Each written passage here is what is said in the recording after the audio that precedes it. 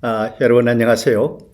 유럽 한글학교 온라인 교사 연수 여러분과 함께 이제 말하기 잠재력을 키우자 하는 주제로 강의를 하게 될 저는 경인교육대학교 명예교수로 있는 박인기입니다.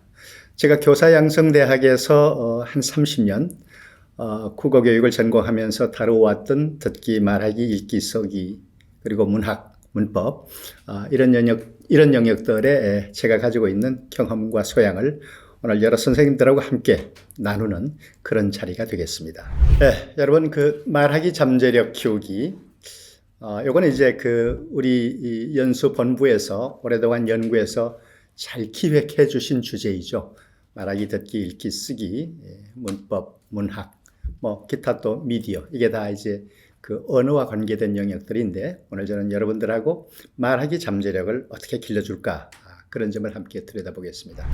오늘 제 강의에서 여러분 무엇을 좀 배울 것인가 말하기 잠재력의 개념과 본질 이해한다 말하기 잠재력이 어떤 것들하고 상관이 있는가를 좀 알아본다 그 다음에 말하기 잠재력을 키워주려면 지도법은 뭐를 원리로 삼아야 될까 끝으로 말하기 잠재력 키우기의 구체적 사례를 익힌다.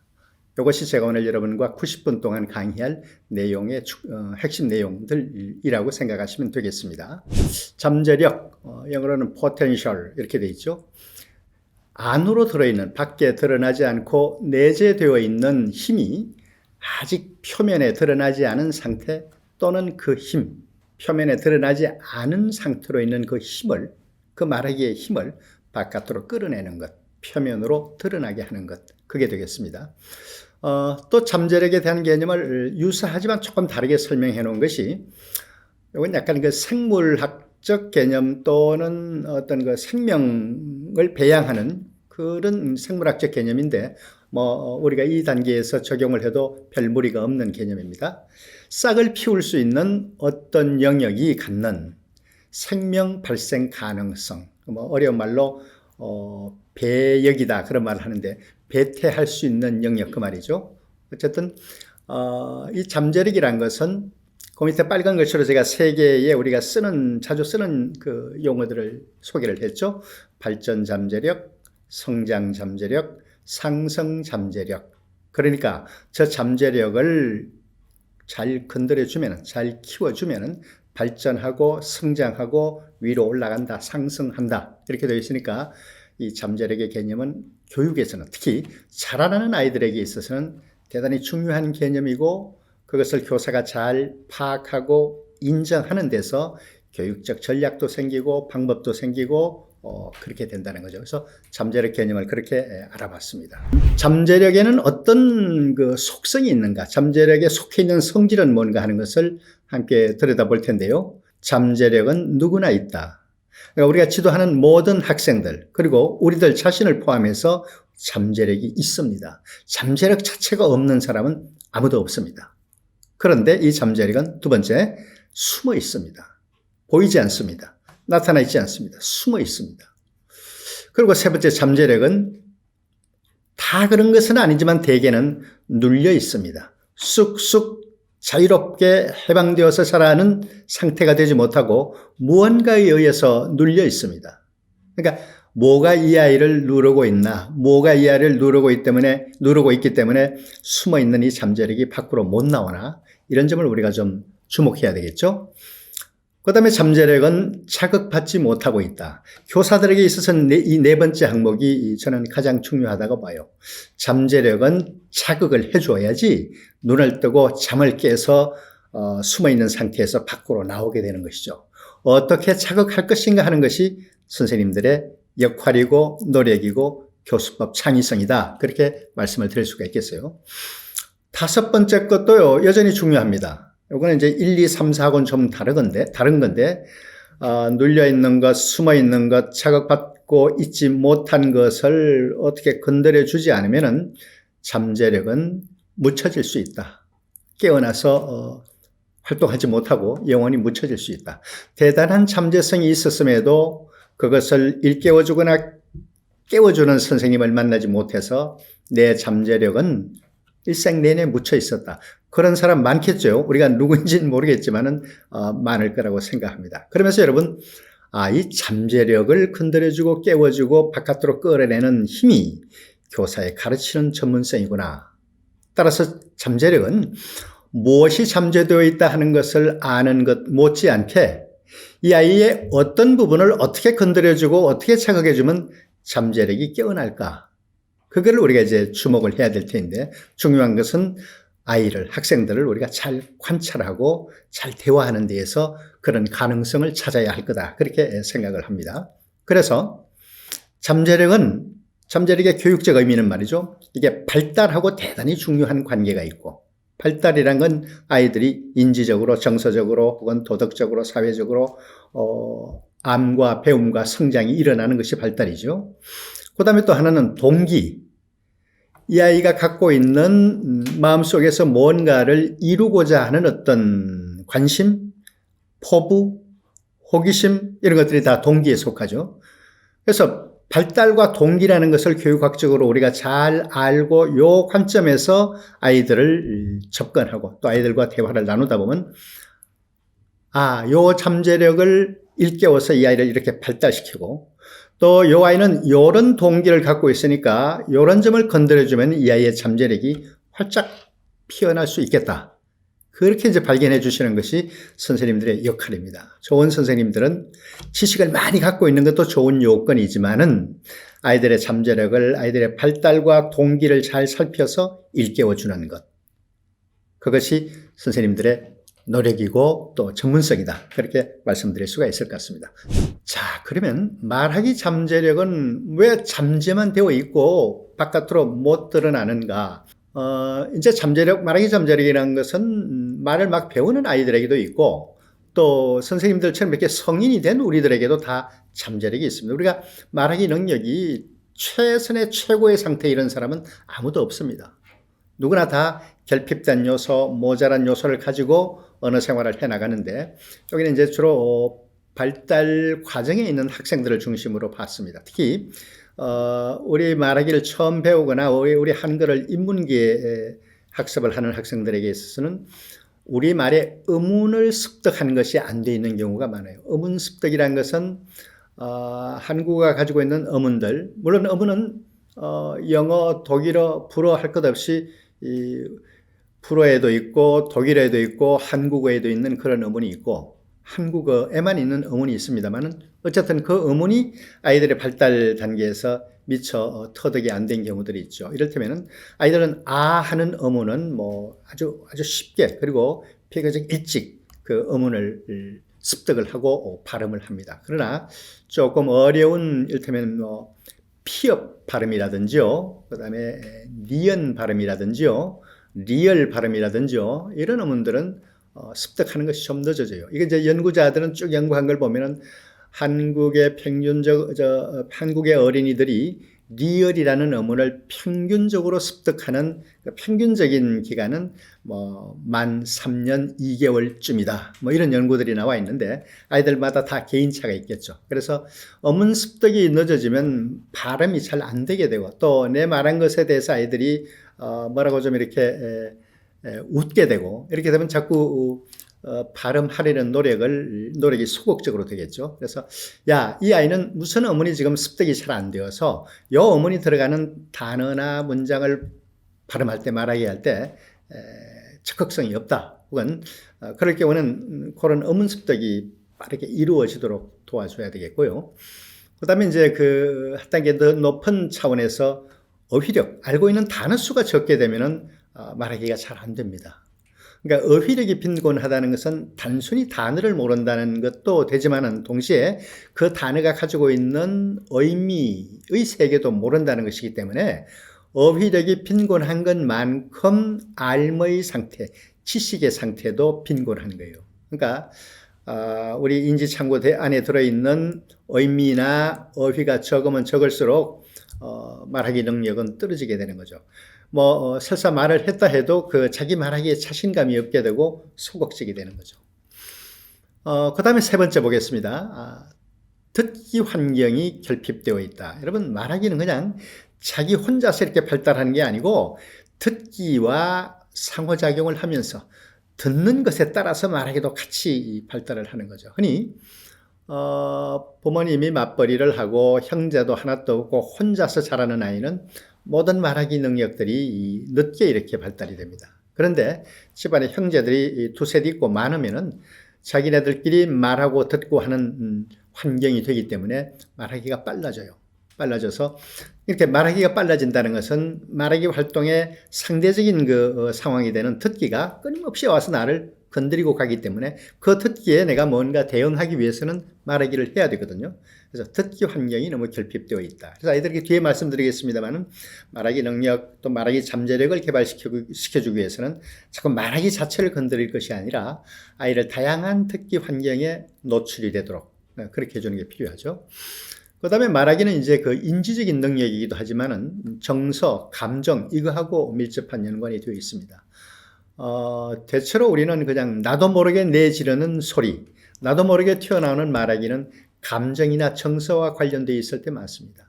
그러니까 말을 전혀 안 듣는 아이들도 자기가 무슨 분노가 생겼다거나 아니면 나한테 어떤 감정적인 욕구가 생겼다거나 이럴 때는 감탄사를 통해서 감정 표현을 하지 않습니까? 그래서 아이들이 얘는 무슨 원인인지는 모르겠지만 감정 표현이 대단히 소극적이다. 감정 표현을 잘 안 하려고 한다.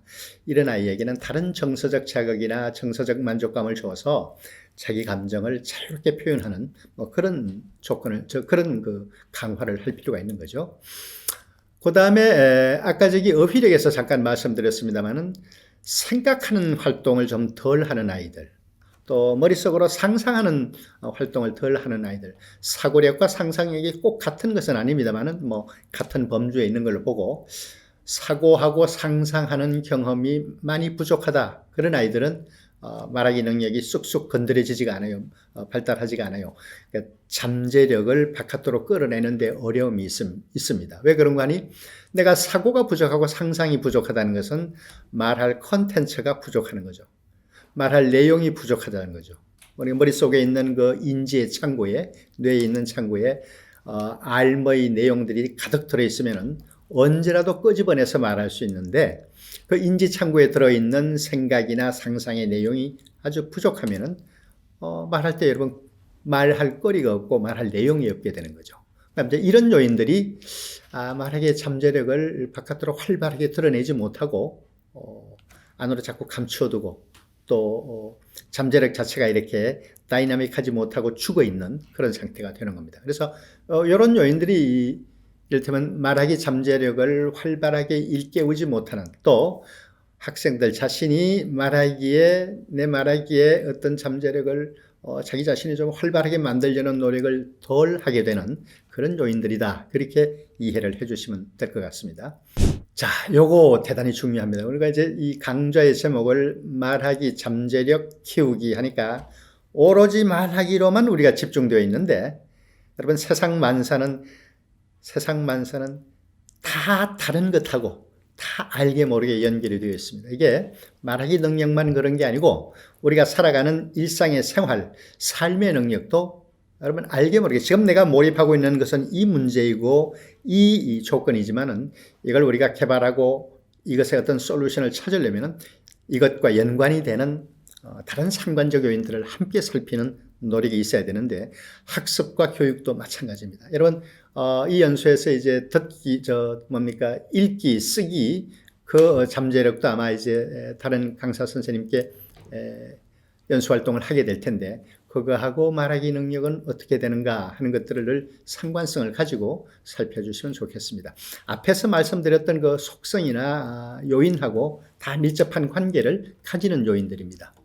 여러분 듣기와 함께 발달합니다. 아까 듣기 환경에 자주 노출시켜줘라 하는 말씀을 드렸는데 듣는 기회가 많이 제한되어 있거나 모자란 아이들은 말하기도 같이 지체가 됩니다. 늦어집니다. 또 모처럼 조금 형성된 잠재력도 그게 활동하고 솟구치고 나올 기회나 계기가 모자라게 되는 거죠. 그 다음에 이제 아이들이 자연스러운 상태에서 말하기는 정서적인 분위기가 잘 될 때 말을 하는 거죠. 화나 있고 외롭고 쓸쓸하고 소외되어 있고 이런 아이들은 말할 기회가 없습니다. 또 말하고 싶은 요구도 이렇게 살아나지 못합니다. 그래서 주변에 있는 모든 것하고 친밀해지는, 친해지고 가까워지고 뭔가 정을 느끼는 그런 친밀감의 정서를 함께 줘야지 됩니다. 그러니까 듣기는 친밀감의 정서와 함께 발달한다. 듣기 환경, 말하기는 이제 그 친밀감의 정서와 함께 발달한다고 했는데, 말할 욕구나 말하기의 잠재력이 있다고 해도 이 친밀한 상황이 되지 않으면 내가 좀 의욕을 가지고 말을 꺼내서 다른 사람하고 상호작용할 기회가 없어지는 거죠. 그래서 평상시에 누구랑 친밀감을 갖는 그런 정서적 강화를 함께 해줘야지 말하기 능력도 발달한다. 그렇게 이제 말씀드릴 것 같습니다. 이번의 친밀감은 개인적인, 심리적인 또 나와 남과의 1대1적인 그런 관계에서의 친밀감이라면 세 번째 있는 공동체 활동은 그 1대1 개인이 아니고 어떤 단체, 집단, 공동체, 사회 이런 무대, 이런 공간에서의 활동인 거죠. 여러분 그 아주 공식적인 말하기는 모두 다 공동체 차원에서 이루어집니다. 그러니까 아이들이 학급 반장 선거에 입후보에서 자기 소견을 발표한다라든지 또 교사학습 활동을 할 때 모둠에서 연구하고 조사한 걸 누가 대표가 돼서 우리 모둠이 살펴본 이야기를 발표하겠습니다 하고 발표하는 것들은 모두 공동체 활동이에요. 그러니까 공동체 활동에서 말하기를 잘 하게 되면은 그때 말하기 잠재력이 좀 개발이 되면은 말하기만 잘하는 것이 아니라 공동체적인 활동, 공동체 속에서의 자기 자신의 리더십 이런 것들도 함께 발달을 하는 것이죠. 그래서 이 어떤 단계가 되면은 또 기회가 되면은 말하기 잠재력을 키우기 위해서라도 아이가 관심 갖는 공동체의 활동에 자꾸 이렇게 참여하게 하고 또 다가가게 하고 그 공동체 속에서 뭔가 역할을 하게 하고 이런 것들이 필요합니다. 네 번째는 정보 리터러시와 함께 말하기가 발달한다 하는 말씀을 드렸는데 정보 리터러시 말이 조금 친숙하지 않죠. 쉽게 말씀드리면은 앞에서도 말씀드렸다시피 내 머릿속에 내가 알고 있는 정보들이 많아야 돼요. 내가 알고 있는 지식이 많아야 돼요. 정보가 많아야 돼요. 또 경험이 많아야 돼요. 그러니까 지식과 정보가 지식, 경험, 어떤 내용 이런 것들을 모두 잘 파악하고 이해하는 것을 우리가 정보 문식력이다 혹은 정보 리터러시다 이렇게 말하는 거죠. 그래서 아이들이 뭐 스마트폰으로 그 속에 들어있는 인터넷 정보들을 검색해서 알고 독서 활동을 통해서 여러 사실을 알고 또 일반 생활 경험을 통해서 여러 정보들을 알게 되는 것들은 내 머릿속에서 잘 저장이 되었다가 말하기 활동으로 연결될 수 있도록 찔러줘야 됩니다. 그런 자극을 줘야 돼요. 너 지난번에 선생님이랑 무슨 박물관 갔던 일 있잖아. 그때 봤던 걸 지금 말하면 좋지 않을까? 이렇게. 근데 이제 아이들이 어떤 상황에 적절한 내 정보를 끄집어내는 거가 학습이 잘 된 어른들만큼 이렇게 익숙하진 않거든요. 그래서 정보 리터러시가 잘 발달되면은 말하기 능력도 함께 비례해서 발달을 한다는 것입니다.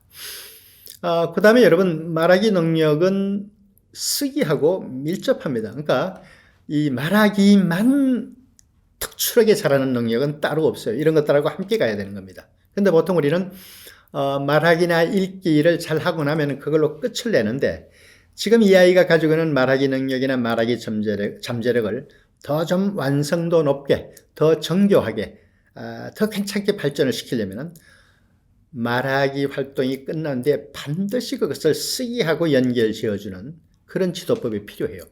그러니까 그냥 말로만 하고 끝낸 사람하고 내가 말했던 것을 그저 한 문장, 두 문장이라도 적어서 이렇게 메모를 하거나 정리해 놓는 사람은 큰 차이가 납니다. 내가 말했던 내용에 대해서 확실한 이해와 확실한 기억은 쓰기를 통해서 이루어져요. 여러분 우리 학창시절에 왜 시험 공부하면은 노트해 준 내용 혹은 참고서에 정리된 사항, 교과서에 있는 핵심 내용을 우리가 외우면서 혹은 이해하면서 노트에 적지 않습니까? 노트에 적을 때 어떤 학생들은 그 내용을 중얼중얼 하면서 적어요. 반복해서. 이거는 무의미한 활동이 아니고 내가 지금 공부를 통해서 얻고자 하는 지식이나 내용이나 이런 것들을 보다 확실한 나의 것으로 정교하게 디벨로핑 시키기 위한 자연스러운 활동이에요.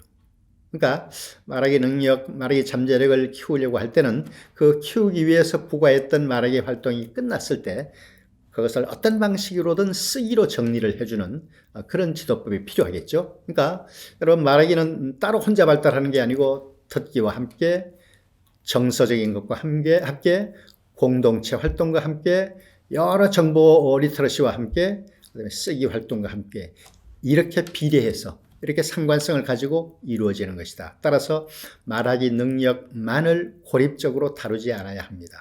말하기 잠재력 키우기 원리 1 해서 첫 번째가 다양한 듣기 자극을 제공하라. 학습을 자극을 받아서 그 자극에 반응하는 것이 학습이다 하는 행동주의 심리학자들의 아주 고전적인 원리가 있죠. 마찬가지입니다.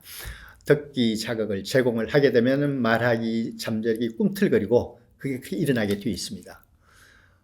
그런데 우리가 이제 아이들에게 제공하는 듣기 자극은 세 가지 차원을 제가 말해봐요. 제가 말한 차원은 뭐 저게 절대적인 것은 아닌데 음향을 듣게 하는 것, 음성을 듣게 하는 것, 음향도 있고 음성도 있고 문자도 있고 음악도 있고 그다음에 뭐 소리도 있고 모든 것이 복합된 그런 듣기 자료를 들려주는 것. 이 세 가지가 있습니다. 이 세 가지가 다 필요해요. 필요한데 음향 차원의 듣기는 막 발달 단계에 있는 3세, 4세, 5세 요거는 적어도 초등학교 한 중학년까지는 이 음향 차원에 아주 풍부하게 노출될 필요가 있습니다. 제가 사진에 이쁜 강아지 두 친구를 가져다 놨는데 여러분 강아지가 이렇게 짖는 소리는 음향일까요? 음성일까요?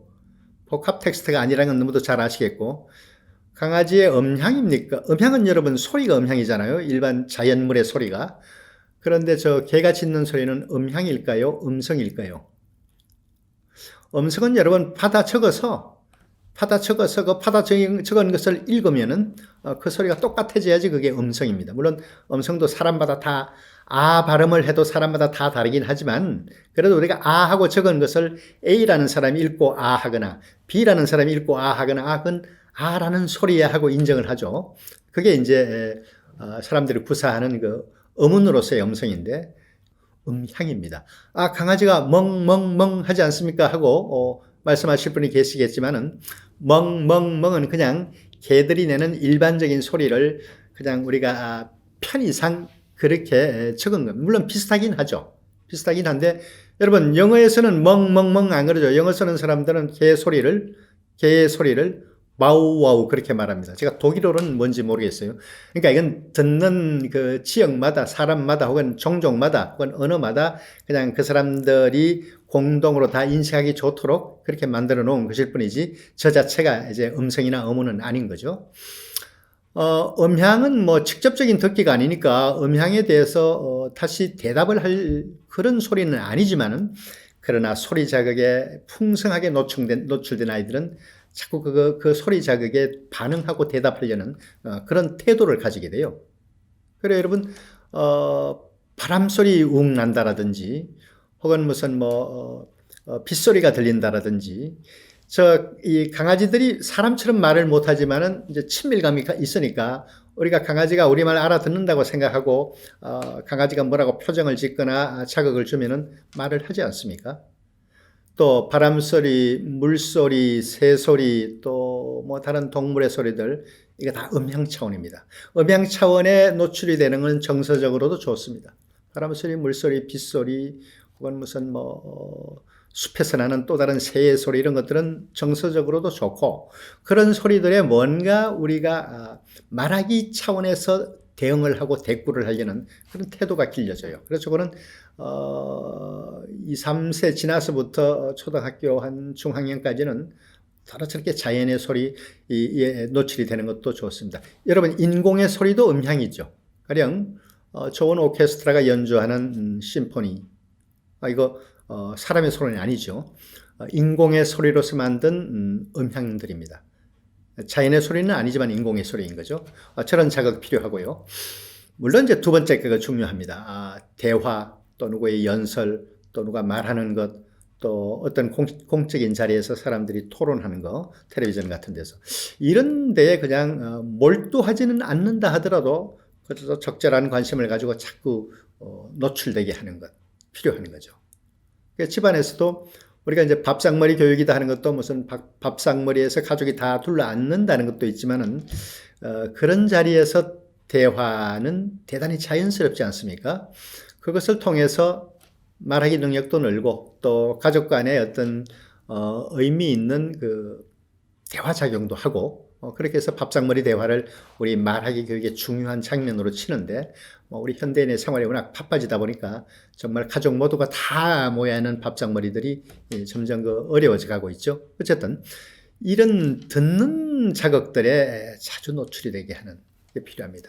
근데 지금 우리가 살고 있는 시대가 이제 복합 미디어의 시대니까 뭐 음향만 들린다, 음성만 듣는다가 아니고 노래, 연극, 드라마, 영화, 동영상, 뭐 게임도 들어가겠어요. 이런 것들은 모두 일종의 듣기 자극으로서의 어떤 역할을 하는데 여기는 딱히 음향만 있다, 음성만 있다 그러지 않고 영상, 뭐 음향, 음악, 문자 다 들어가요. 이것을 복합 텍스트다 말하는데 이런 거에도 잘 노출이 되게 해주는 게 좋습니다. 근데 이제 기왕에 이런 텍스트들은 공부가 될 수 있으면 더 좋으니까 아이들이 관심 갖는 영역에서 잘 만들어진 다큐멘터리라든지 또 놀이와 학습이 잘 어우러져 있는 그런 프로그램이라든지 이런 거에 자주 노출이 되게 하는데 아이들만 자연스럽게 노출시키지 말고 가끔은 선생님과 부모님이 같이 그 노출 장면에 같이 활동하는 그런 것이 바람직하겠습니다. 자, 말하기 잠재력 키우기 두 번째 원리는 제가 대단히 정서적인 것들을 두고 말씀을 드려보겠습니다.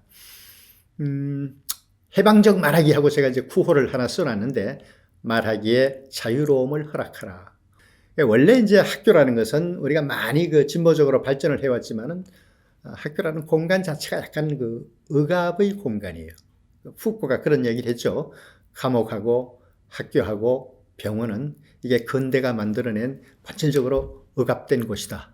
그래서 저는 그걸 제 나름으로 해석을 해서 들어갈 때는 제 마음대로 들어가도 나올 때는 제 마음대로 못 나오는 공간들이 그 세 군데다 그렇게 이야기를 하는데 뭐 건자 우리 학교는 대단히 민주적으로 또 자유롭게 진보가 되었습니다. 그러나 배움 공동체이기 때문에 뭐 개인이 누리는 무한대의 자유를 주지는 않습니다. 어쨌든 말하기 잠재력을 길러내기 위해서는 내가 아이들하고 가르치고 배우고 활동하는 가운데서 나도 모르는 사이에 어떤 억압적인 기제가 없었는가. 그런 억압이 이 아이의 말하기 잠재력을 어디선가 나도 모르게 누르고 있지는 않는가. 그렇게 살펴보실 필요가 있습니다. 세 가지를 제가 강조했는데요. 여러분 제가 강조한 요 세 가지 항목만 신경 쓰시지 마시고 여러분 자신을 한번 이렇게 돌아다 보시면서 내 경우에는 한 가지가 더 있어. 1, 2, 3 말고 네 번째는 이걸로 할 거야. 이렇게 이제 정해 주시는 선생님이 이 연수를 대단히 액티브하게 수용하시는 분이다. 그렇게 말씀드리고 싶고 그런 선생님들을 격려하고 칭찬해 드리고 싶습니다. 첫째, 뭐가 아이들에게는 이게 억압이 되는가? 말하기에서 쓰기의 규칙을 강조하지 말라 그랬습니다.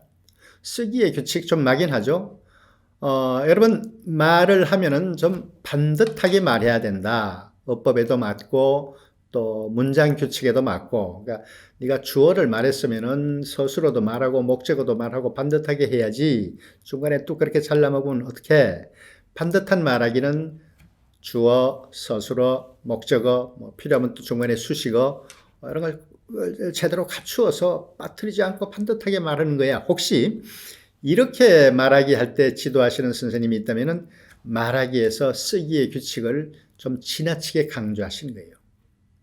근데 말하기에서 쓰기의 규칙은 쓸모없는 건 아닙니다. 필요합니다. 가령 아이들이 공적인 말하기 대회에 나가거나 아니면 웅변대회 혹은 적절한 무슨 연설 스피치를 한다고 할 때는 그 말하는 내용의 문장들이 이 글로 쓴 거나 말로 한 거나 큰 차이가 없어야 돼요.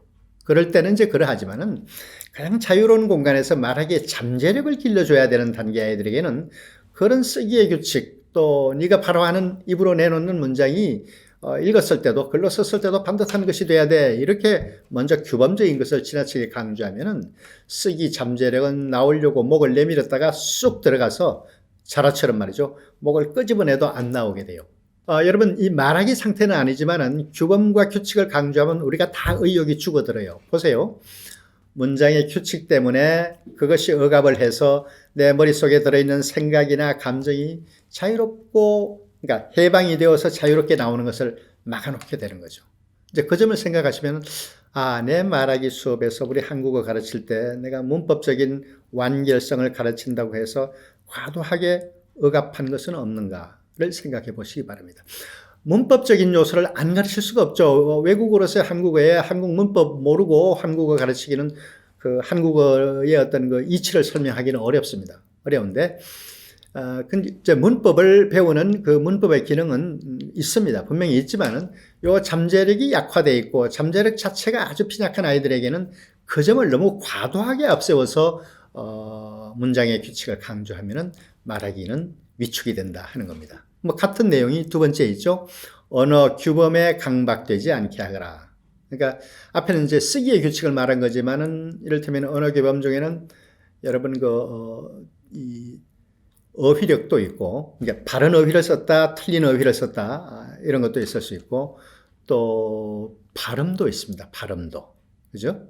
근데 이런 것들은 이제 물론 가르쳐 줘야죠. 가르쳐 줘야 되는데, 저렇게 가르쳐 주는 규범이 아이에게 강제로 압박하는 그런 식으로 다가가게 해서는 안 되겠다. 그래서 저런 규칙과 규범들을 가르칠 때는 우리가 평상시보다 더 부드럽고 따뜻하고 친밀감의 표정을 가지고 아이들에게 다가가야 되겠다는 생각을 말씀을 드립니다. 또 아이들이 범하는 불완전한 말하기. 여러분, 말하기는 쓰기하고는 달라서 대체로 우리가 일상적이고 퍼스널한 대화에서는 다 불완전한 말하기입니다. 문장 뭐 다 갖추어지지 않아도 되고 뜻만 통하면 되거든요. 그래서 어떤 경우에는 단어 하나가 뭐 문장 전체와 같은 활용적 기능을 할 때도 있습니다.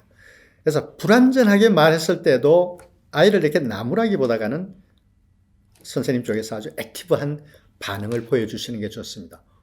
어떻게 그런 생각을 했나? 네 말이 상당히 괜찮았어.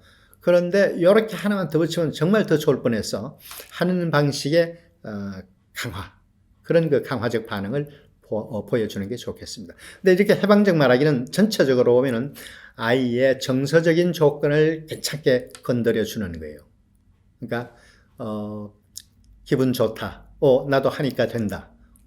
이렇게 한 것들도 선생님한테 칭찬받았다. 하는 것들은 전체적으로 보면 모두가 다 이 해방적 말하기를 돕는 것들은 주로 정서, 정의, 심리 이런 쪽을 건드려줘서 잠재력이 쑥쑥 자라도록 그렇게 해주는 것이다 라고 이해를 하시면 되겠습니다. 정의적 영역에서의 지도가 중요하다. 여기 이제 느낌표, 물음표 제가 이 그림으로 올려놨죠.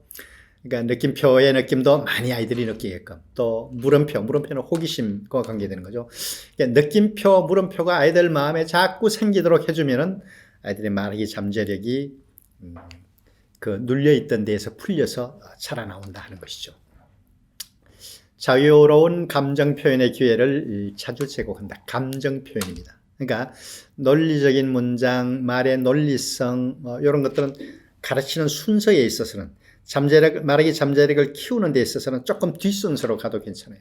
감정 표현의 기회를 자주 제공합니다. 자, 오늘 감탄사 잘 쓰기, 어떤 감탄사 잘 써볼까? 뭐 이렇게 일단 아이들의 마음을 그렇게 자동차로 말하면 시동 걸기 전에 예열을 넣는 거죠.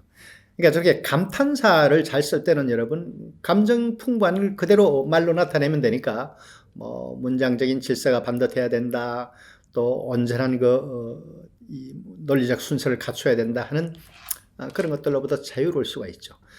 신나는 감정은 아는 여러분 뭐 신나는 것도 있고 그다음에 놀라는 것도 있고 그냥 아라고 적어만 놓는 거 맛은 모르고 실제로 음성언어로 구사된 감탄사 아를 봐야 되는 거죠.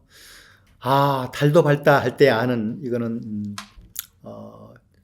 뭐라 그럴까요? 놀람인데 무서워서 놀라는 것이 아니고 그 아름다움에 놀라는 거죠. 또 어쩌다가 이렇게 되었을까요? 아는 한탄, 슬픔, 아가 있고 보통 우리가 아이들이 신나는 감정을 나타내는 우리 한국어 고유의 감탄사는 야입니다. 야 신나는 방학이다. 야 이번 주말에는 놀러 간다. 이게 야인데 여러분 이 야가 사라져 버렸어요. 지금 한국에 있는 아이들도 야라는 감탄사를 신명날 때 쓰는 감탄사로 잘 쓰지도 않고 찾아보기도 힘듭니다. 이 야라는 감탄사 대신에 생겨났던 게 와라는 게, 와 신난다. 와는 여러분 일본말 감탄사예요. 일본말 감탄사가 우리 어린이들이 쓰던 야를 몰아내고 들어오게 된 거는 이게 또 문화적인 연유가 있습니다. 70년대, 80년대 우리가 아직 경제적으로 어려울 때, 일본이 세계적인 그 만화 상품을 창작하고 제작하고 유통시키는 나라이거든요. 애니메이션 말할 것도 없고, 애니메이션 나오기 전에 이 책으로 된 만화도 일본은 뭐 대단했어요. 그런데 이제 그때 우리나라에 있는 그 출판 인쇄 공장에서 일본 만화를 많이 찍어 갔습니다. 왜? 용역 비용이 싸니까, 일본에서 만들기보다. 그러면서 그때 이렇게 흘러나온 일본 만화들을 바로 번역을 해서 만화방에 놔두는 만화들은 여러분 그 출판물이 엄격히 이렇게 유통시장에 통제가 안 돼요. 허가 없이 나온 것들도 많고. 그 일본 만화 번역한 데 감탄사가 다 와로 돼 있어요. 그러면서 와가 야를 잡아먹은 거죠. 그럼 일본어에서 온 거니까 쓰지 말라고 한다고 쓰여지지 않고 그런 건 아닙니다. 어느 정도 이렇게 이 교훈적인 것이 있긴 하지만은, 언어의 규범이 있긴 하지만은, 말은 누가 마음대로 바꿀 수가 없어요. 그래서 우리가 언어의 자의성이라고 그러잖아요. 그래서 이 감탄사를 좀 풍부하게 내놓고, 감탄사도 가르치고, 아이들을 정서적으로 이렇게 친밀감도 들게 하고, 자기 말하기 잠재력을, 묶였던 잠재력의 끈을 풀어놓는 감정으로 이끌기도 하고, 감정의 풍부함을 지도하실 필요가 있습니다.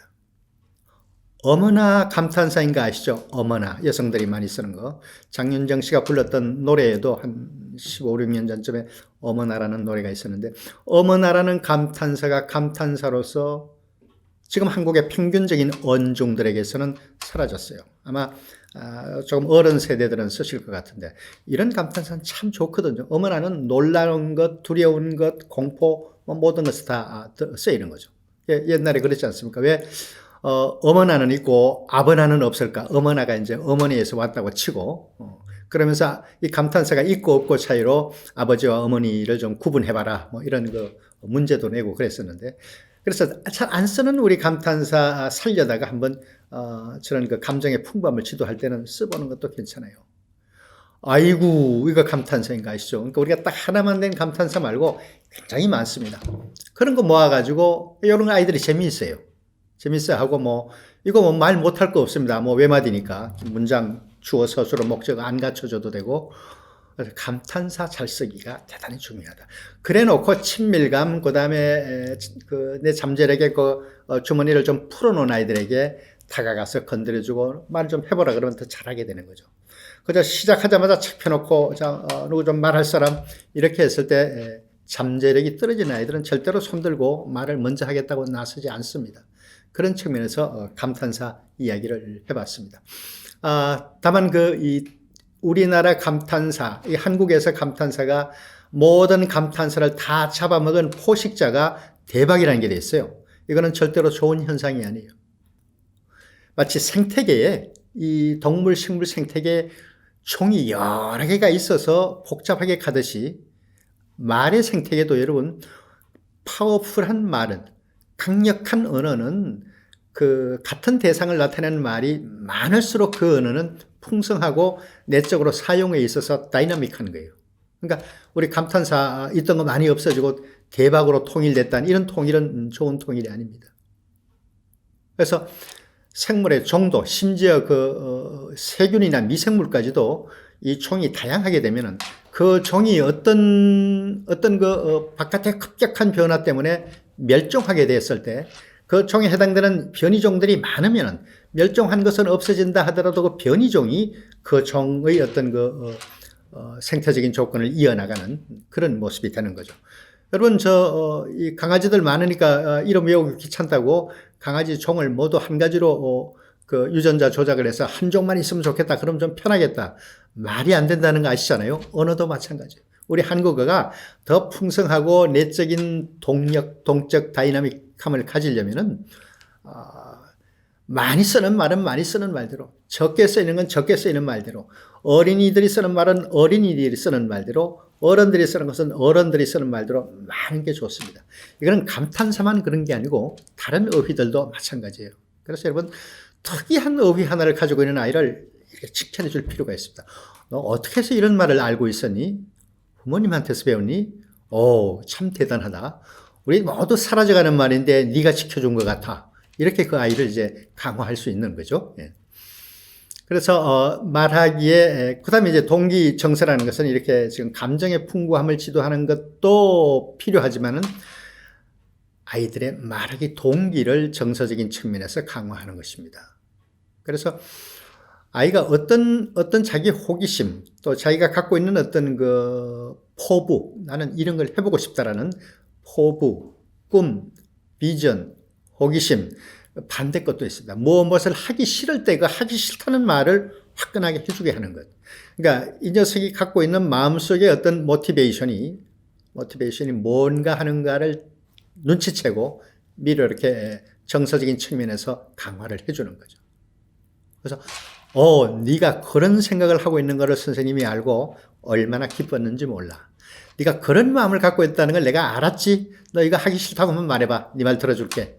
이런 방식의 아이가 원하고 있는 동기, 아이가 이루고자 하는 내적인 모티베이션을 건드려줘서 정서적인 측면을 강화해주면 여기 자신이 원하는 바에 대한 발언을 허락해 주는 거니까 얼마든지 이제 동기가 자연스럽게 이렇게 말하기로 나타나는 그런 장면이 될 거라고 생각을 합니다. 이 말하기 잠재력 키우기를 교실에서 잘 짜여진 교수학습 전략을 가지고 그리고 집중되고 선택된 어떤 활동을 정선해서 그 활동의 학습적 타당성을 잘 검증을 해서 좋아. 이거를 앞으로 3시간에 걸쳐서 말하기 잠재력 키우기를 우리말 시간에 한국어 시간에 할 거야. 이렇게 계획하는 것 물론 좋습니다. 이거는 의도적인 교육이 프로그램적 전략을 가지고 하는 거니까 물론 좋은데 이 잠재력을 키우는 측면은 그것만 가지고는 양적으로도 좀 한계가 있지만은 접근 방법으로도 그것만 가지고는 모자란다 그럴까 아니면 어떤 부분에서는 모자라기도 하고 어떤 부분에서는 썩 적절하지 않을 수도 있습니다. 어디서 하시라고요? 일상생활, 일상의 영역에서 잠재력을 키워야지 이 잠재력 키우기가 내추럴해집니다. 자연스러워집니다. 우리가 왜 어떤 걸 열심히 배우는데 그거를 무슨 도장에 가서 하거나 교실에 가서 하거나 이럴 때는 잘 되는데 집에 와서 하려고 그러면 안 된다 그런 게 있지 않습니까? 그 능력 자체가 발휘가 되지 않는다기보다는 환경이 자연스럽지 않으니까 혼자 하기 쑥스럽다거나 그렇게 되는 거죠. 그래서 여러분 이런 잠재력은 일상생활에서 배워서 잠재력 키우기가 내추럴해야 돼요. 자연스러워야 돼요. 난 선생님이 오셔서 너희들 이렇게 셋이 모여서 해봐. 그래야지만 이게 돼. 그러면 그래서 잠재력을 키우긴 하겠습니다만 자연성이 없어지니까 습관이나 생활로 자리 잡게 되지가 않게 되죠. 그래서 제가 여기 일상생활 영역에서 이 잠재력 키우기를 해라. 그런 말씀을 드리는 겁니다. 잠재력 키우기는 이 지도는 자연스러움이 최우선이다. 왜? 그래야지 내 몸에 배니까. 놀이와 공부가 혼합되는 것. 좋아하는 것이 바로 공부하고 연결되는 것. 이런 이야기를 우리가 교수 학습의 원리로 강조하지 않습니까? 잠재력 키우기 전은 자연스러움이 최선이다. 그래서 제가 하나 강조한 게 물론 여기는 가정에서의 가족 이벤트라고 했지만은 학교에서 하는 것 중에서도 아주 레귤러한 그 학습 시간 말고 약간의 특별 활동 같은 아니면 쉬는 시간 같은 그럴 때 자연스러운 이벤트 같은 것들을 말하기 수행 중심으로 용돈을 줄 때 그냥 주시지 말고 이번 타가는 용돈의 용도를 우리가 아버지한테 엄마한테 선생님한테 좀 설득력 있게 말해주면은 조금 더 용돈에 대해서 조금 더 주겠다. 이상한 흥정 같습니다만 이번 용돈은 내가 특별한 배려를 하겠다. 이렇게 해보세요. 그 이제 물적인 것이 동기가 되어서 선생님, 엄마, 이번 달에 제가 얼마가 더 필요한데요. 그 필요한 이유를 말씀드릴게요. 설득이 되시면, 이해가 되시면 꼭 주셔야 해요. 라고만 스타트가 돼도 성공한 거예요. 성공한 거예요. 제가 이렇게 잠재력 키우기를 할 때는, 가정에서 화이트보드나 이런 걸 하나 갖다 놓고, 아버지나 어머니한테 건의하고 싶은 것, 주장하고 싶은 것, 혹은 억울했던 거, 여기 문장으로 적어 놔라. 이거 실제로 임상적으로 해보신 선생님들도 계세요. 그러면 이게 여러분 이 글쓰기가 자연스러워 가지고 본인의 이익과 손해에 치명적인 그 영향을 미치는 거니까 희를 쓰고 적어 놓습니다. 적어 놓은 것에 대해서는 네가 무슨 뜻인지는 알았어. 내가 조금 한번 말로 설명해 줘봐. 그러면 내가 너를 더 잘 이해할 수 있을 것 같아. 이렇게 하는 거죠. 그러면 적어 놓아서 쓰기 훈련도 하고, 적어 놓은 거를 말로 풀어서 하게 되고, 말로 풀어서 할 땐 너 편한 대로 말을 해. 뭐 반듯한 말하기가 안 돼도 괜찮아.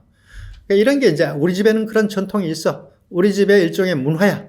이렇게 되면은 여러분 일상생활 영역에서 말하기에 잠재력을 키우는 거가 자연스럽게 배워드는 거예요. 처음 얼마간 이런 습관이나 이런 그 문화가 연착륙하는 동안에는 조금 쑥스러울 수도 있습니다. 근데 이런 건 또 선생님이나 부모님이나 먼저 이렇게 모범을 보여주시면 좋아요.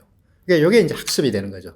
이거는 공부하는 시간이 하는 그런 억압 기제 없이 대단히 자연스럽게 이루어질 수 있는 저는 이런 것들을 가정에서 혹은 일상생활에서 말하기 잠재력 키우기 커리큘럼이다. 커리큘럼이 여러분 문서로 무슨 뭐 권위 있게 딱 진술이 되어야지만이 커리큘럼이 아니고 실제로 뭔가 학습이 이루어지는 퍼포먼스를 잘 배열해 놓으면 그 자체가 커리큘럼이 되는 거죠. 그래서 가정에서의 가족 이벤트를 말하기 수행 중심으로 한다. 그 다음에 이 말하기 잠재력을 여러분 여러 가지 다른 어떤 거리를 가져오려고 하지 말고 인사기술 익히기로 이 중핵이라는 건 여러분 특별히 어떤 영역에 목적을 두고 교육계획이나 교육 내용을 짜는 것을 중핵 커리큘럼, 영어로는 코어 커리큘럼 그렇게 말하죠. 아이들 잠재력 키워주는 것들을 가정이나 학교에서 이 내추럴한 상태에서의 중핵 커리큘럼으로 오로지 인사기술 이걸로 한번 잠재력 키우기에 말하기 잠재력 키우기에 그 핵심 커리큘럼으로 삼겠다 이렇게 정해보는 것도 좋습니다. 물론 인사 스킬만이 중핵 커리의 내용이 되는 건 아니에요.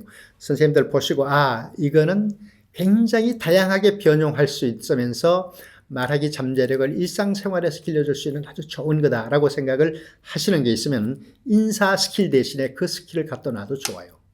뭐 파티 문화가 일상화된 데 같으면은 파티 기술, 아이들이 파티에 이제 어떤 정도로 경험하는지는 모르겠습니다만은 여러분 인사 기술 그러면 그저 우리가 규범적으로는 만나거나 헤어질 때 안녕하셨어요, 안녕히 계세요 뭐 그런 거고 또 학교 갈 때는 학교 다녀오겠습니다, 다녀왔습니다 이런 게 그런 규범적인 인사법들을 생각할 텐데 실제 그 일상생활 영역에서 인사 기술은 엄청나게 많습니다. 네, 이 인사기술은 어느 정도 잠재력 키우기로 해나갔는데 이걸 조금 쭉 하다 보면 이게 일종의 문화교육이 되는구나, 언어 문화교육이 되는구나 하는 것을 알 수가 있습니다. 여러분 독일의 우리 동포들 사회에서는 어떤지 모르겠습니다만 함께 모여 사는 아파트에 이쪽에 이를테면 우리는 7층에 사는데 11층에 어떤 세대가 이사를 왔다 그러면은 그 다음날 이제 떡을 해서 다 돌리죠. 떡을 한 장만 가져와서 11층 1100 뭡니까 11층이니까 102동 1102호에 이사 온 아무개네 집이에요. 앞으로 친하게 지내요 하고 이제 인사를 한단 말이죠. 그러면 이사 오셨냐고 덕담을 하고 우리 아파트 좋은 아파트에 이제 인사를 나누잖아요. 철수네 집에 다 부모님 나가시고 철수가 혼자 있는데 학교 갔다 와서 혼자 있는데 아래층에 이사 온 집에서 엄마가 떡을 가지고 왔어요. 그 집 엄마가. 그러니까 띵동 해서 문을 열었더니 엄마가 우리 아무도 안 계시니 너 혼자 있니? 우리가 아래층에 이사 온 아무개네란다. 이사 와서 우리가 인사로 떡 해온 거니까 나중에 잘 나눠 먹자. 엄마 오거든 말씀드리라 왔다 갔다 이제 그런 이제 메시지를 주고받을 거 아니겠습니까? 그랬더니 4학년짜리 아이가 그 떡을 가져온 아래층의 엄마를 보고 보통 학교에서 배운 인사법은 뭐겠어요? 감사합니다. 또 고맙습니다. 뭐 그런 정도 인사를 할 텐데 얘가 아주 자연스럽게 나온 요 4학년짜리 인사가 뭘 이런 걸 다 이제 끝까지 말 다 한 것도 아니고 뭘 이런 걸 다 여러분 안 계시니까 이제 제가 반응이 없어서 좀 썰렁한데요. 4학년짜리가 떡을 가져온 이삿 떡을 가져온 아래층 아주머니에게 어머니에게 떡을 받으면서 뭘 이런 걸 다. 여러분 이 인사법은 맞습니까? 틀렸습니까? 이 인사법을 어디서 배웠을까요? 엄마한테 배웠겠죠. 보통 우리가 무슨 물건을 가지고 인사를 하러 오면은 그거를 이제 겸손하게 받을 때 이런 거 안 가지고 오셔도 되는데 이런 걸 이렇게 귀중한 걸 가지고 왔습니까 하는 인사로 뭘 이런 걸 다 가지고 말 끝내지 않고 그거를 본 거예요.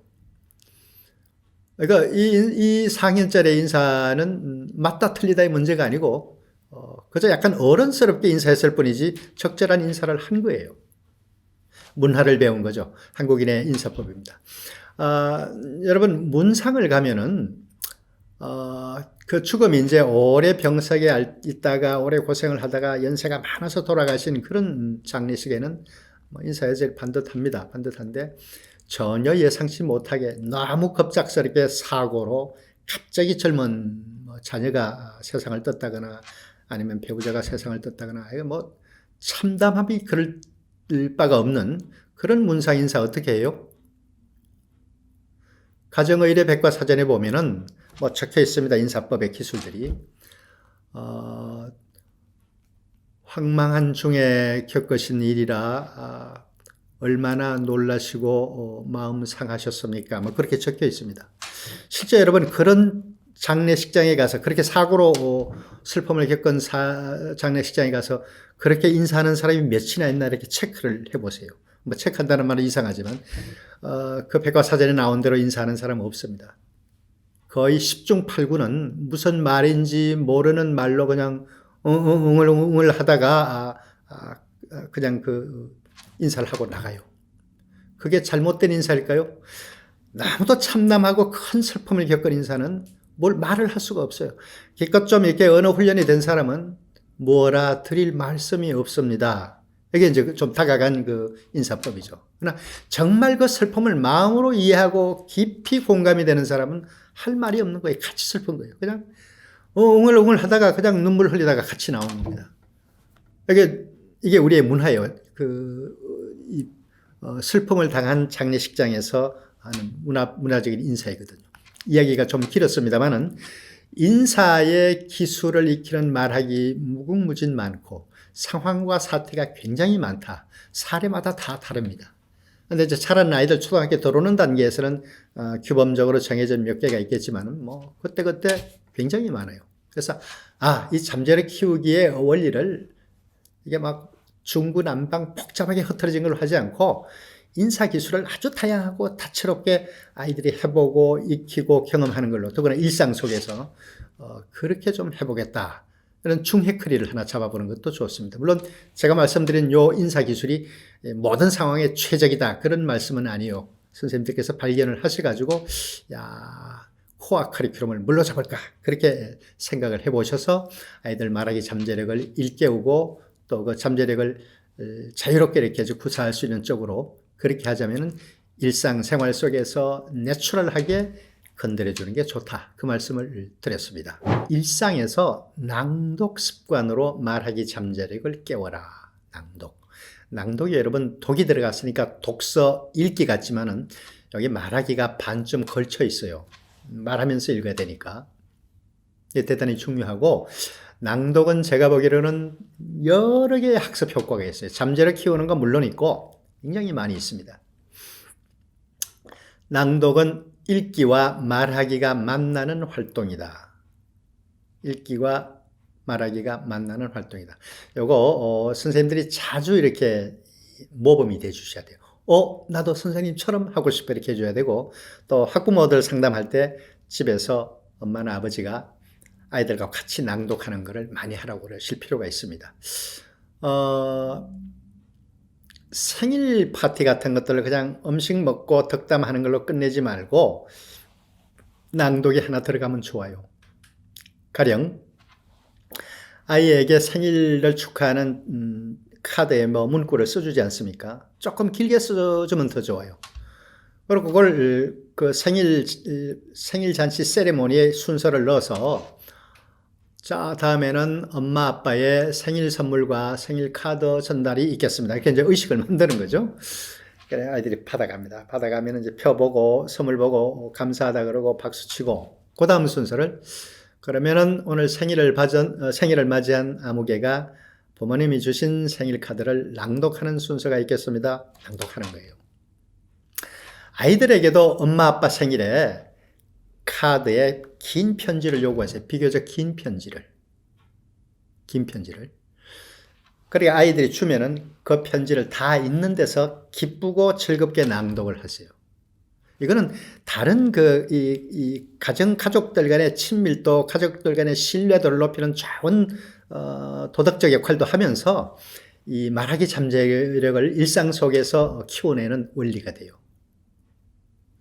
저희는 기독교 쭉 믿어온 집안 전통이 있어서 제 할아버지, 할머니, 제 어머니, 아버지 추도 예배, 제사를 추도 예배로 지내요. 그러는데 옛날 이제 제 아버지 같으면 제 아버지가 제가 학교 다닐 때 보내셨던 편지, 제 어머니가 어디 써놓으셨던 일기, 제 어머니는 다행히 글을 쓰셔가지고 책을 하나 내신 게 있어요.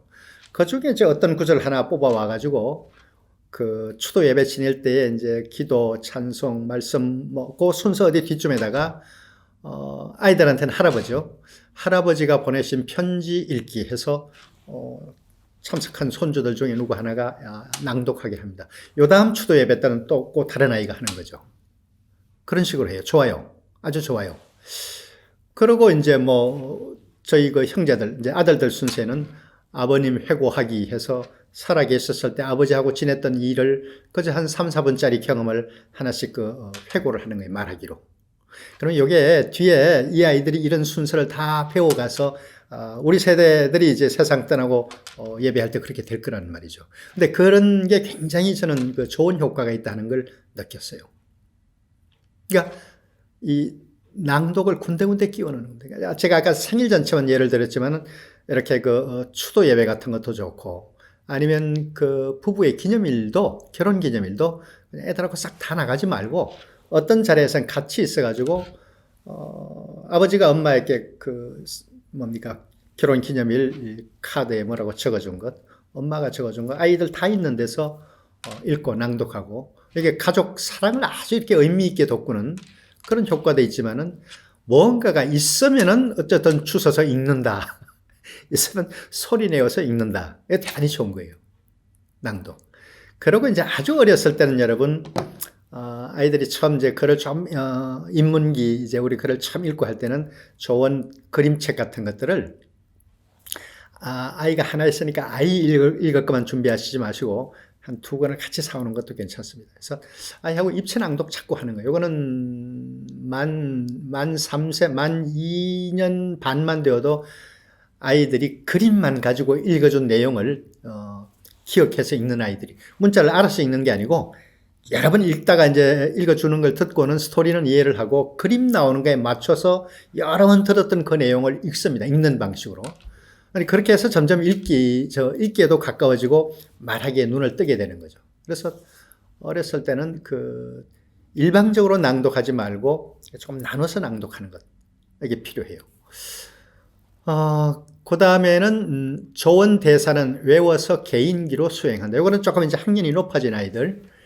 이게 연극을 그대로 교실에서 연극 한 편을 연출하기 힘들지만은 연극적 속성이 있는 언어 자료들을 연극의 방식으로 퍼포먼스 하는 것들은 좋은 학습 활동이 되는 거죠. 좋은 학습 활동이. 그러니까, 아이들이 감명 깊게 본 영화, 연극, 이런 데서 아이들이 좋아하는 대사를 내가 한번 해보는 거예요. 그 연기력을, 함께 수반하면서. 이제 우리가 예능 프로그램도 가끔 나오지 않습니까? 출연자들이 어떤 영화에서 나왔던 어떤 배우의 한 대목을 자기 연기로 해보는 것. 그렇게까지는 안 해도 좋지만은 좋은 대사를 외워서 개인기로 수행을 한다. 저기 개인기라는 건 아이들이 목소리를, 연출을 좀 하는 거죠. 그 인물이 했던 것처럼. 저는 한때 우리가 누구의 음성을 모사한다. 모방해서 복사한다. 묘사가 아니고 모사죠. 성대 모사 그런 이야기를 했는데 이것도 굉장히 좋은 말하기 잠재력 키우기 원리가 돼요.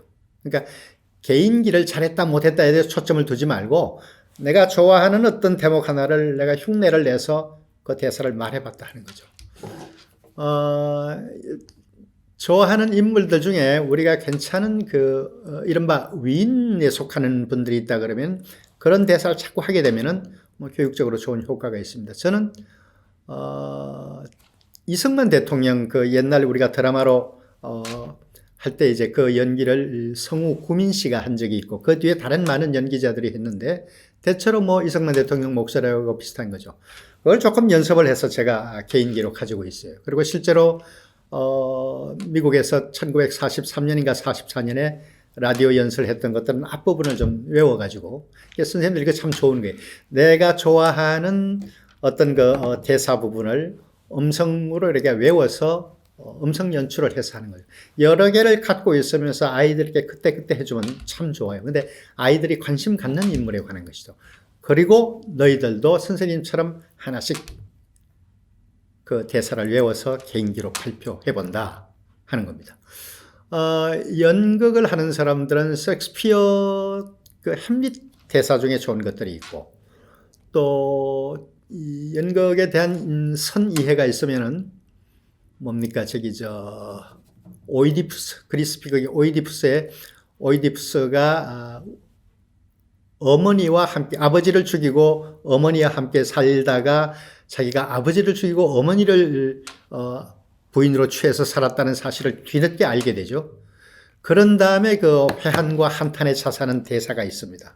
이게 대단히 극적인 대사인데 맨 끝에가 내 눈을 빼라고 자기 지은 죄가에 대한 형벌로 내 눈을 빼라고 이렇게 말하는 대목인데 뭐 그런 대목을 이야기 소개하는 걸로 가져와서 그 대목의 연기를 목소리 연출을 해보는 것도 괜찮아요. 그래서 저는 아이들의 말하기 잠재력 키우기 원리에서 아이들의 말하기를 실제 퍼포먼스로 가져오게 하는 데에는 이런 그 연극적 활동으로서의 말하기 이게 대단히 좋다 하는 말씀을 드리고 싶어요.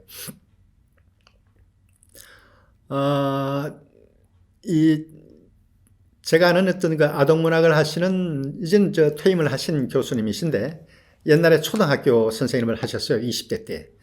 근데 이제 당신 반에 영숙이라는 아이가 말을 않는 아이예요. 그러니까 제가 볼 때는 특수교육의 대상이기도 한데 그때는 뭐 그런 개념이 없었으니까 이 아이의 말문을 어떻게 하면 펴줄까라고 생각을 해서 그 공부 시간이 끝나고 난 뒤에 영숙이 잠깐 남아서 선생님 일 하나만 도와줘 해가지고는 그 교실 뒷벽에다가 무슨 그 액자를 하나 거는 일을 이제 하는데 선생님이 이제 책상 위에 올라가서 높은 데 걸어야 되니까 액자를 거는데 영수가 선생님이 액자를 바르게 거는지 안 거는지 봐줘. 삐뚤하면 꼭 이야기해야 돼.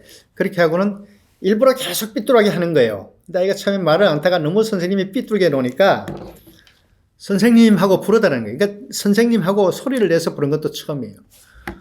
그러면 이렇게 하면 되겠어 하고는 더 좀 삐뚤게 일부러 이제 아이가 말을 하라고 그렇게 하는 거죠. 그렇게 해서 겨우겨우 가까워지고 친해져서 그래도 말문을 터놓고 대화를 할 정도까지는 자기가 노력을 했다. 그런 말씀을 제가 하는 걸 들었습니다. 그러니까 그게 공부 시간으로 오지 않고 다른 그 일상의 자연스러움이 있는 그런 상태에서 이제 아이의 그 죽어 있는 잠재력을 꺼내기 위해서 그런 노력을 한 거라고 보면 되겠죠. 아까 말씀드렸듯이 이 생활 속에서 우리가 사용해야 되는 어떤 텍스트, 이건 글이기도 하고 말이기도 합니다.